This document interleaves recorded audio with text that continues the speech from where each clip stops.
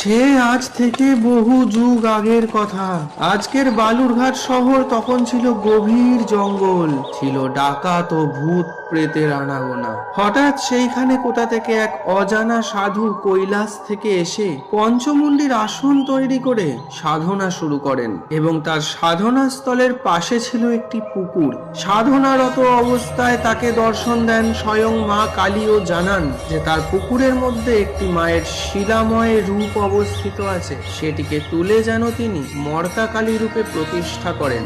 মায়ের আদেশে প্রতিষ্ঠিত হলো প্রথম মর্তা কালী। শুরু হলো জনবসতি। সময় কেটে গেল।